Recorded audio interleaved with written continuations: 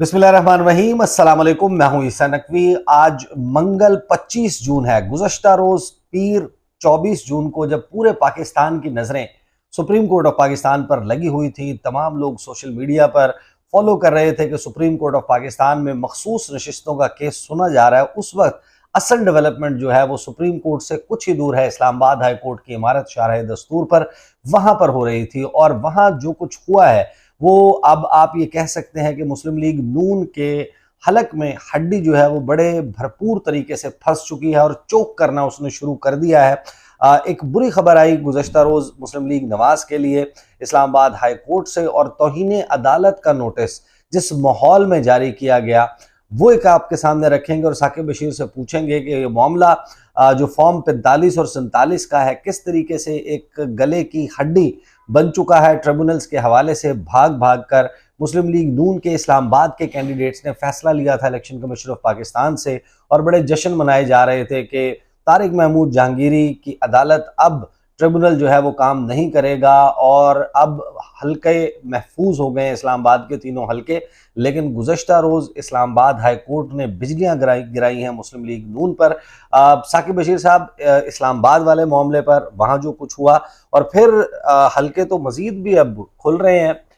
रावलपिंडी से जो है वो ट्रिब्यूनल्स की क्या खबर है, लाहौर से क्या खबर है, इस ओवरऑल सिनेरियो के ऊपर बात करें। पहले तो ये बताएं कि सिकंदर सुल्तान राजा साहब ने तो इलेक्शन कमीशन की एक खिड़की खोली थी जिससे ताज़ा हवा के, ठंडी हवा के झोंके इस गर्मी में मुस्लिम लीग नून को शाद कर रहे थे। तो ये गुज़श्ता रोज ये लू कहाँ से चल पड़ी?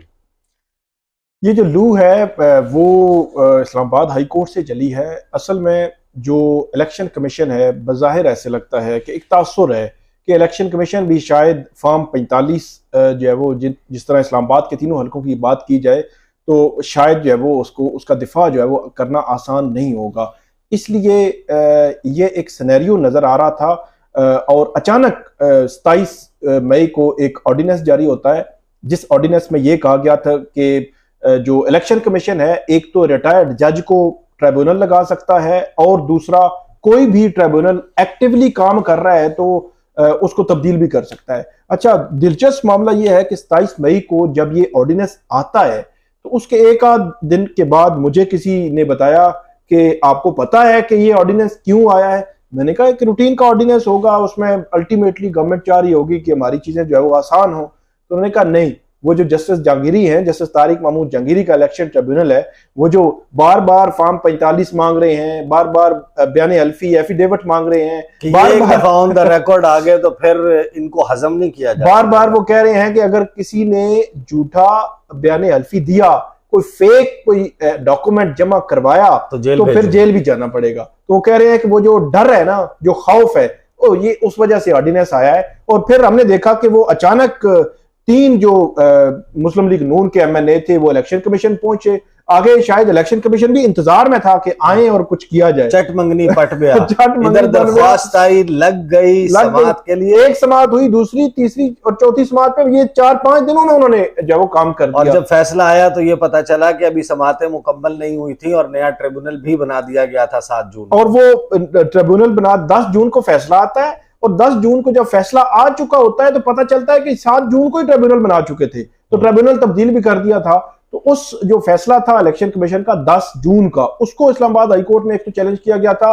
फिर जो अंजुम अकील खान है, उनके हवाले से बड़ा इंटरेस्टिंग फैक्ट था कि उन्होंने एक पिटीशन जो फाइल की थी उसमें अकरबा परवरी, नेपोटिज्म का जो इल्जाम लगाया गया था, बायस होने का जो है वो इल्जाम लगाया गया था जस्टिस तारिक महमूद जहांगीरी जो है वो उन पर, और भी अल्फाज थे। तो इस पर एक तो मामला यह था कि इलेक्शन कमीशन का फैसला दुरुस्त है या नहीं, उसको चैलेंज किया गया था। और दूसरा, आज खुद अदालत ने इस मामले का नोटिस लिया कि अंजुम अकील खान ने एक हाई कोर्ट के जज के हवाले से ऐसे अल्फाज क्यों इस्तेमाल किए। अच्छा, दिलचस्प मामला यह है कि हाई कोर्ट का तो मैं आपको बताता हूं कि हाई कोर्ट ने उस पर बड़ा स्ट्रिक्ट एक्शन लिया, आज शदीद बरहमी का इजहार किया। एक सवाल का जवाब भी अंजुम अकील खान के पास नहीं था।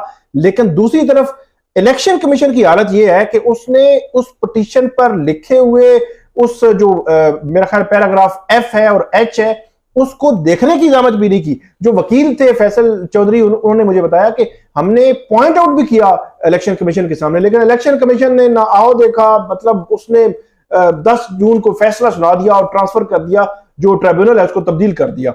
अब इस्लामाबाद हाई कोर्ट में जो मामला था उसमें एक तो हाई कोर्ट के चीफ जस्टिस ने जो ट्रिब्यूनल तब्दीली का 10 जून का इलेक्शन कमीशन का फैसला है उसको मुअत्तल कर दिया है, और 9 मई तक जो है वो इसका फर्दर जो है वो इस पे समाअत होनी है, और उस पे 9 जुलाई तक जो है वो ये मामला चलेगा। लेकिन टेक्निकली जैसे ही वो फैसला मुअत्तल हुआ है तो जस्टिस तारिक महमूद जहांगीरी का ट्रिब्यूनल बहाल हो गया है।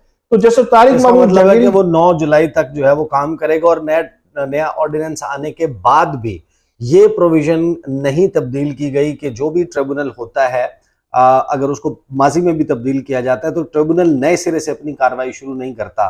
ट्रिब्यूनल वहीं से आगे बढ़ता है जहां तक गुज़श्ता ट्रिब्यूनल जो है वो काम कर चुका होता है। लिहाजा अब 9 जुलाई तक जस्टिस तारिक महमूद जहांगीरी की अदालत में इस्लामाबाद के हल्का NA 46, 47 और 48 के हवाले से जितनी भी प्रोसीडिंग होगी, जो एविडेंस रखा जाएगा, जो बयानात होंगे, फॉर्म 45 अगर रखे जाते हैं, जुर्माने होते हैं, वो उसी स्टेज से 9 जुलाई के बाद इन केस के इस्लामाबाद हाई कोर्ट से कोई और डिसीजन आ जाता है। लेकिन साकिब बशीर साहब मुझे ये बताएं कि कल अंजुम अकील खान के साथ क्या हुआ है? उनकी तो अंग्रेजी की और उनकी जो क्लास ली गई है इस्लामाबाद हाई कोर्ट में, जो उनसे सवालात हुए हैं, नेपोटिज्म का मतलब बताएं जरा कि क्या होता है, बायस क्या होता है, आपने किस तरीके से अकरबा परवरी का इल्जाम लगा दिया, और फिर ये जो तौहीन अदालत है, अगर अंजुम अकील खान जो है वो समहाउ फॉर्म 45 और 47 वाले मामले की तलवार, वैसे तो वही हड्डी जो है वो नहीं निकली जाएगी, लेकिन यहाँ तो मामला जो है वो नाअहली का भी बन गया, सिर्फ इलेक्शन हारने का नहीं बना। बिल्कुल।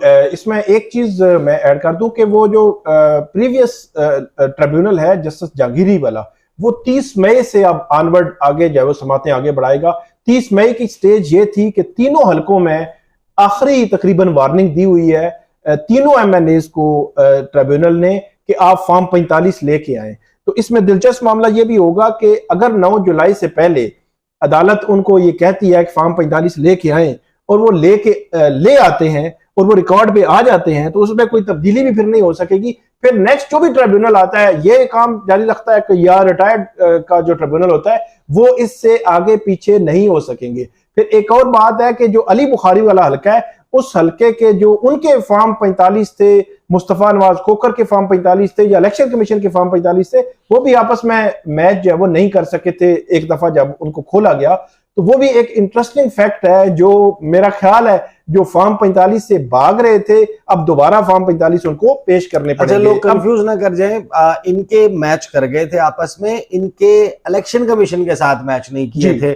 ये जो जितने भी कैंडिडेट्स हैं PTI के, उन दीगर उम्मीदवारों के साथ उनके मैच कर रहे हैं, सिर्फ नून लीग ने अपने जमा नहीं करवाए, और जो वेबसाइट के ऊपर अपलोड हुए थे 6 मार्च 7 मार्च को इलेक्शन कमीशन ऑफ पाकिस्तान की वेबसाइट पर ब्रीफली अपलोड हुए थे, और उसके बाद वो भग से जो है वो उड़ गए, वहां से उतार लिए गए, क्योंकि उसमें इस किस्म की संगीन गलतियों की निशानदही हो रही थी कि बहुत सारे लोगों ने ये कहना शुरू कर दिया कि 60 अरब रुपए लगाकर आपने इस मुल्क 25 करोड़ के मुल्क में इलेक्शन करवाया, और फिर 60 रुपए की बॉल पॉइंट से, इंक रिमूवर से नतीजा ही तब्दील कर दिया, तो आपको 60 अरब रुपए लगाने की जरूरत ही नहीं थी। अच्छा, मुझे ये बताएं कि एक तो इस्लामाबाद हाई कोर्ट के हवाले से अगर कोई मजीद अंजुम अकील खान पे बात करें, और उसके बाद जो है वो पिंडी और लाहौर, वहां से जो ट्रिब्यूनल्स की खबरें आ रही हैं वो भी बताएं।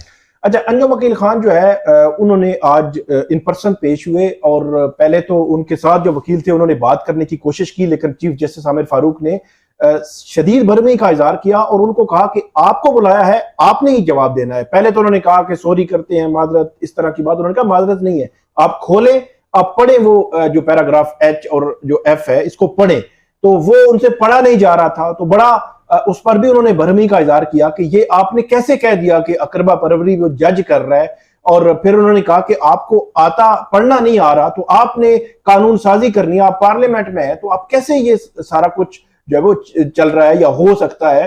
तो इसके बाद जो अंजुम अकील खान है वो इस तरह उनको बरमी का इजहार किया कि उन्होंने कहा जी मुझे तो पता नहीं था। तो इस तरह उन्होंने कहा कि कैसे हो सकता है कि आपका वकील आपकी मर्जी के बगैर जो है वो अल्फाज लिख दे। तो ओवरऑल अगर देखा जाए तो उनके खिलाफ घेरा तंग हुआ है। लेकिन इस स्पेसिफिक इस मामले में क्योंकि अंजुम अकील खान उनको शोकाज हुआ है, तो बजाहिर ऐसे लगता है कि नेक्स्ट हियरिंग पे वो आके ये कहेंगे कि मैं अनकंडीशनल अपॉलॉजी करता हूं, अदालत के रहमो करम पर छोड़ता हूं, तो शायद वो उस पे जो है वो सिचुएशन क्लियर हो जाए उनको। इस मामले में तो शायद जो है वो बहुत बड़ी कोई नुकसान का खदशा नहीं है। अब आते हैं हम दूसरे जो पिंडी के हैं और लाहौर के हल्के हैं। आज अटक के जो हल्के हैं उनके हवाले से पिंडी के जो ट्रिब्यूनल हैं उन्होंने नोटिस जारी कर दिए हैं। मेजर ताहिर सादिक, जी मेजर ताहिर सादिक और दीगर जो जी उनके जो हल्के हैं उस पे नोटिस जारी हो गए हैं। इनिशियली नोटिस जारी हुए हैं और उसके बाद उस पे एक तो अदालतें ये कर रही हैं, ट्रिब्यूनल सारे, कि जो अखबारात हैं अंग्रेजी के और उर्दू के उनमें बाकायदा तौर पर इश्तिहार दिया जाता है, ताकि कोई कल ये ना कहे कि मुझे जो है वो नोटिस नहीं आया था। मुतलका जितने भी लोग हैं तो वो उन्होंने इश्तिहार देने के ऑर्डर भी किए हैं। लाहौर की जो बात है, लाहौर में मरियम नवाज का हल्का है, शहबाज शरीफ का है, अब्दुल अलीम खान है, जो हमजा शहबाज है, इनके जो हल्के हैं वो और ओन चौधरी का जो हल्का है, इन हल्कों में नोटिस हो गए हैं और अदालत ने फॉर्म 45 मांगे हैं इनसे और इलेक्शन कमीशन को कहा है जो जीते हुए हैं इनसे फॉर्म 45 मांगे हैं और बाकी जो इलेक्शन कमीशन को कहा है कि फॉर्म 45, 46 और 47 जो है वो जमा करवाएंगे। इसमें लाहौर के जो हल्के हैं उनमें जो ईएमएस जो सिस्टम था वो उस पे जो रिजल्ट प्रिजाइडिंग अफसरान ने जो 8 फरवरी की शाम को जब उनके पास कंपाइल हो गए वो जो अपलोड किए थे उसका रिकॉर्ड भी मांगा है। इस सारे सिनेरियो में मेरा ये ख्याल है कि जो चीज इस सारे का खोज लगा सकती है वो प्रिजाइडिंग अफसरान का ईएमएस पर भेजा हुआ रिजल्ट है, वो फॉर्म 45 है जो इसका खोज लगा सकता है और वो एक्सपोज कर सकता है पूरे सिस्टम को। लेकिन दिलचस्प मामला मैं आपको बताऊं कि इस्लामाबाद हाई कोर्ट के सामने इलेक्शन कमीशन ने यह मौकफ रखा कि जो ईएमएस सिस्टम में, क्योंकि उस दिन जो है वो कनेक्टिविटी का इशू था, मोबाइल सर्विस बंद थी, इंटरनेट के इश्यूज थे, तो इसलिए प्रिजाइडिंग अफसरान ने नहीं बल्कि रिटर्निंग अफसरान ने उस पर जो है वो अपलोड किया है। हालांकि इलेक्शन कमीशन ने खुद इससे जब 8 फरवरी से पहले मुख्तलिफ जो वर्कशॉप्स करवाई वहां पे बताया कि प्रिजाइडिंग अफसर जो है वो इस पे रिजल्ट अपलोड करेगा, शफाफियत के लिए, फेयरनेस के लिए सारा कुछ था। लेकिन अब इलेक्शन कमीशन स्टांस तब्दील कर रहा है। अगर वही चीज मेरा ख्याल है उसको खोला जाए, ये हो ही नहीं सकता कि प्रिजाइडिंग अफसरान ने वो रिजल्ट अपलोड ना किए, क्योंकि उसमें मुझे जहां तक बताया गया है कि उसमें एक सिस्टम ऐसा था कि अगर किसी भी प्रिजाइडिंग अफसर ने उसके वो जो उसमें सिस्टम में डाल दिए फॉर्म 45, तो जैसे ही उसका सिस्टम कनेक्ट होगा वही टाइमिंग देगा और वो उस पर अपलोड भी हो जाएगा और वो उस पर रिकॉर्ड पे भी रहेगा। अब जो है वो इलेक्शन कमीशन उससे पीछे हट रहा है। तो ये एक इंटरेस्टिंग सिचुएशन है जो लाहौर के हल्कों में भी, मतलब लाहौर के हल्के भी खुल चुके हैं, रावलपिंडी के भी, इस्लामाबाद के भी, लेकिन पंजाब की हद तक एक लीगल बैटल है इलेक्शन कमीशन की और लाहौर हाई कोर्ट की, जिसमें लाहौर हाई कोर्ट ने ये सारे ट्रिब्यूनल्स 8 जो चीफ जस्टिस हैं जो अभी सुप्रीम कोर्ट में आ चुके हैं, उन्होंने 8 ट्रिब्यूनल तैनात कर दिए थे। लाहौर हाई कोर्ट ने आज खुद एक फैसला दिया था, उस फैसले पर अमल दरामद करते हुए 8 के ट्रिब्यूनल्स के नोटिफिकेशन हुए थे और वही ट्रिब्यूनल्स अभी एक्टिव है। सुप्रीम कोर्ट से इलेक्शन कमीशन को स्टे नहीं मिला, सुप्रीम कोर्ट उस मामले में लार्जर बेंच में जा रही है, लार्जर बेंच उस केस को सुनेगा कि क्या जो ट्रिब्यूनल्स में जो तैनाती है वो इलेक्शन कमीशन का इख्तियार है या हाई कोर्ट का भी इख्तियार है, या हाई कोर्ट सिर्फ कंसल्टेशन देनी है हाई कोर्ट के चीफ जस्टिस ने। तो पंजाब की हद तक एक लीगल बैटल मौजूद है, लेकिन ट्रिब्यूनल्स को क्योंकि सुप्रीम कोर्ट ने काम से नहीं रोका इसलिए वो काम आगे बढ़ा रहे हैं। और जहां तक वही जो आपने बात की कि जहां तक उनका काम जा चुका है वो वहीं से फिर अगर कल ट्रिब्यूनल तब्दील भी होते हैं तो वहीं से आगे बढ़ेगा। ऐसा नहीं है कि वो दोबारा से नए सिरे से जो है वो काम शुरू करेंगे। तो ये एक सिनेरियो है जो लाहौर से जो है वो इस्लामाबाद तक जो है वो इस वाले से बन रहा है। सही, बहरहाल कुल मिलाकर सिनेरियो इस वक्त ये बन चुका है। ऐसा नहीं है कि पाकिस्तान में इलेक्शंस में कोई धांधली पहली मरतबा हो रही हो, प्री पोल रिगिंग ना हुई हो, इससे पहले पोलिंग डे पर रिगिंग नहीं हुई हो, या फिर पोस्ट पोल जो है वो रिजल्ट्स को मैनेज ना किया गया हो। ये सब कुछ पाकिस्तान की तारीख का हिस्सा है, ये होता रहा है। लेकिन इस वक्त तब्दील शुदा सूरत हाल ये है कि पाकिस्तान में ये पहली मरतबा कम अज कम हो रहा है कि जो पार्टियां हैं उनके पास फॉर्म 45 की शक्ल में कुछ ऐसी चीजें मौजूद हैं जो शायद अब कब्र तक पीछा करेंगी उन लोगों की सियासत का